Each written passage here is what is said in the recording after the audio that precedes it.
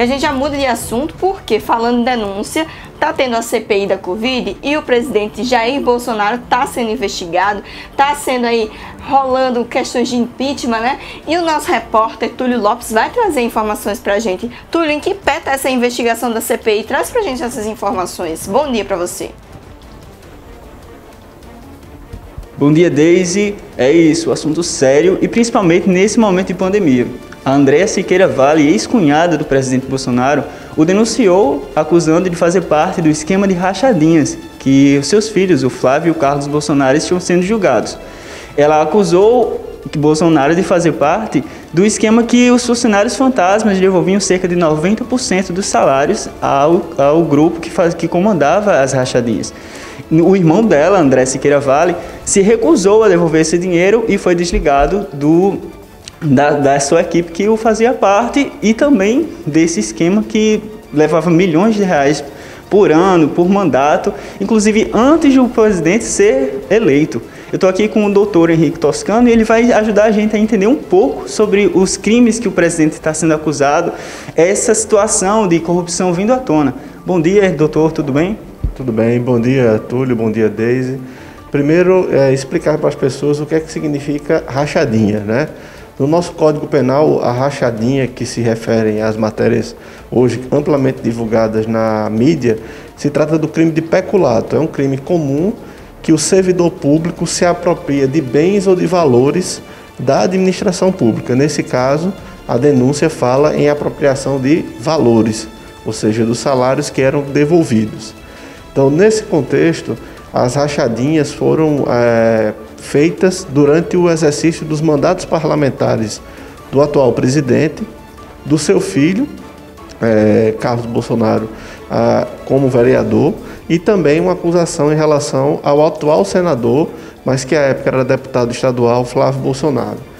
Então, esse é um crime comum, está no nosso Código Penal, que tem a sua tramitação perante os tribunais. A gente tem que entender que existe o foro privilegiado hoje do senador Flávio Bolsonaro. Esse crime naturalmente tem que ser investigado e apurado no Supremo Tribunal Federal.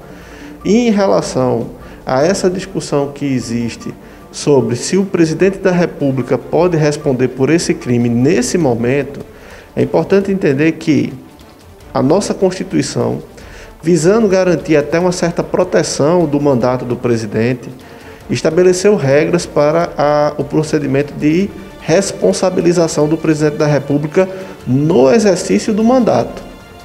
Então, no exercício do mandato, por fatos anteriores ao seu, digamos assim, a seu ingresso como presidente, a sua investidura como presidente da República, ele não pode ser processado se praticado o crime comum. Se praticar o crime comum durante o exercício do mandato, por exemplo, como se está apontando nesse momento a prevaricação, porque ele não comunicou um fato que ele conhecia que era um crime em relação à compra das vacinas, mesmo assim, esse processo, para ir ao Supremo Tribunal Federal, Túlio, Deise e telespectadores da Rede B, precisa que 2/3 da Câmara, após a denúncia do Procurador-Geral da República, recebam essa acusação para que ela dê prosseguimento. E o que acontece com o presidente quando essa acusação é recebida pelo Pleno do Supremo Tribunal Federal depois de autorizada pela Câmara? O presidente é afastado durante 180 dias. O mesmo prazo de afastamento quando a Câmara dá início e autoriza o processo de impeachment, que é o processo de crime de responsabilidade. E a gente pode citar a diferença do crime comum para o crime de responsabilidade. O crime comum é um crime que está no Código Penal, digamos, lesão corporal, homicídio, peculato, prevaricação. E já o crime de responsabilidade são crimes que são inerentes à atividade do presidente da República ou de autoridades. Por exemplo, atentar contra o regular funcionamento dos poderes, a probidade administrativa, atentar contra a segurança nacional. Então, são crimes de responsabilidade. Então, para diferenciar uma coisa da outra, quem é que julga o presidente no crime de responsabilidade? O Senado Federal. Quem é que julga o presidente no crime comum? a Câmara, o Supremo Tribunal Federal. Qual é o trâmite? Todos dois precisam de uma denúncia formal de impeachment. No caso do impeachment, qualquer cidadão pode fazer uma denúncia, mas ambos precisam da autorização da Câmara Federal. E aí a aprovação por 2/3 da Câmara para que, em sendo crime comum, possa o presidente da República ser julgado e processado diante do Supremo Tribunal Federal. Em sendo crime de responsabilidade, o órgão julgador não é o Supremo, é o Senado Federal. Então nós estamos diante hoje de uma situação de que, em relação à rachadinha, o presidente da República ele só vai responder de volta esse processo após o término do seu mandato.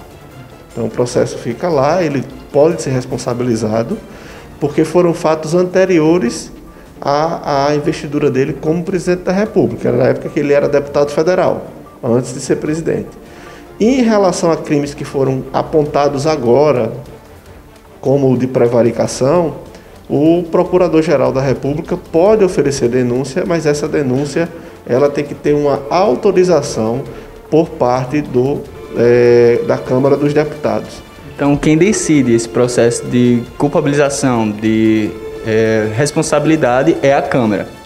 A Câmara ela não decide, ela realiza um procedimento de autorização para que, no caso do crime comum, vamos tratar aqui da prevaricação, por exemplo, no caso das vacinas, que é algo que está sendo investigado pela Polícia Federal, a Câmara ela autoriza para que o Supremo Tribunal julgue. E aí o presidente tem o direito de apresentar defesa, de fazer todo o devido processo legal. Então isso é importante que as pessoas tenham esse conhecimento para saber que enquanto ele estiver respondendo no Supremo Tribunal Federal a esse tipo de crime, ele ficará 180 dias afastado.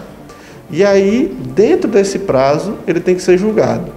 Se ele for absolvido, ele volta a exercer seus cargos, suas funções, exercer as atribuições do seu cargo.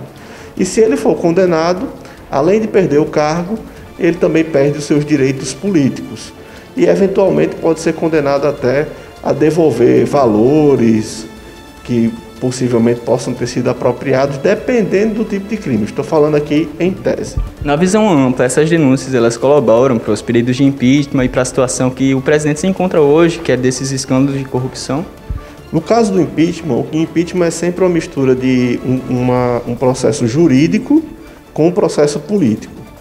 Há 130 pedidos de impeachment protocolados na mesa do presidente da Câmara, Arthur Lira, desde a época do presidente Rodrigo Maia até hoje.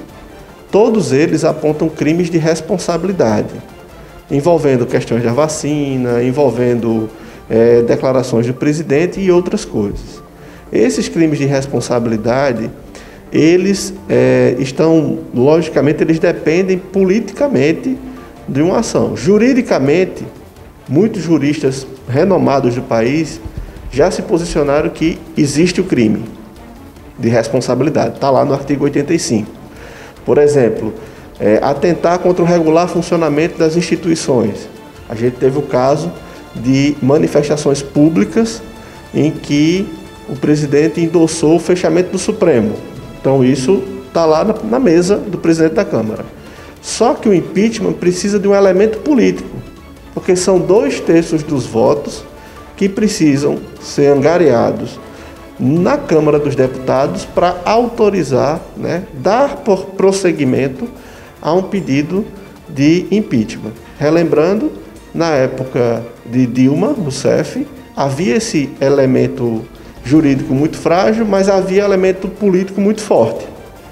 Na época do presidente Michel Temer, houve 2 denúncias do Procurador-Geral da República, Rodrigo Janot, e todas 2 foram rejeitadas pela Câmara dos Deputados. Por quê? Politicamente, não havia um ambiente para prosseguir com a investigação, que naquela época não era de impeachment, era de crime comum, envolvendo o caso da JBS e do Joesley Batista. Então, tudo isso faz parte hoje do que a gente chama de um processo híbrido. Não é um processo normal que qualquer cidadão responde. Um presidente da República, tem que se ter um ambiente tanto jurídico para comprovar que houve determinado crime, mas também tem um ambiente político. Por quê? Tanto para o impeachment como para o crime comum é necessária a autorização da Câmara dos Deputados por meio de uma maioria qualificada. E por vezes é muito difícil a oposição formar essa maioria qualificada se não houver um ambiente político, ou seja, um ambiente das ruas, de uma pressão social maior. Foi muito esclarecedor, doutor. Eu peço gratidão enorme para o senhor e explicar para todos nós que estão acompanhando a Rede B e também quem está acompanhando a CPI, que está acompanhando os casos de corrupção. E, como o senhor falou, é um caso duplo, jurídico e político. E quem precisa de defesa somos nós e estamos aqui nessa situação. Eu volto com vocês no estúdio esperando que o Brasil saia dessa para o melhor e que não seja no quesito de falecer, mas que nós venhamos renovar nossa cidadania, nossa força, e que a justiça seja feita, sendo ela antes, agora, depois do mandato, mas que a gente venha colaborar com o judiciário, com a nossa cidadania, e que venhamos cobrar posicionamento das pessoas que estão à frente do nosso país. Volto com vocês. Isso, Túlio. Posicionamento importante, a justiça tem que ser feita sempre. Todos os políticos são eleitos a partir do voto, mesmo que não seja de todos, porque a gente sabe que existem diversos candidatos, então tem opção para todo mundo, mas quando uma pessoa está eleita ali, por mais que você não tenha votado nele, mas você tem direito sim de cobrar. Então, se está sendo investigado, tem que responder. Se for realmente comprovado que tem ali problema, tem que responder judicialmente. Afinal, governa para todos, né? Governa para todos. O governo não tem que ser exclusivo para quem votou, não. Se você é eleito presidente, prefeito, vereador, enfim, qualquer que seja o cargo que você foi eleito, você tem que governar para todos, porque a sociedade ela é composta por todo mundo, não é apenas por quem votou em você, não, viu? Isso mesmo, e vale lembrar, né, Deise, que votou, mas tem que cobrar também, né? Tem que fazer a sua parte e procurar repercutir isso em todos os meios para que mais pessoas fiquem sabendo e possam também procurar os nossos direitos como cidadão. Exatamente.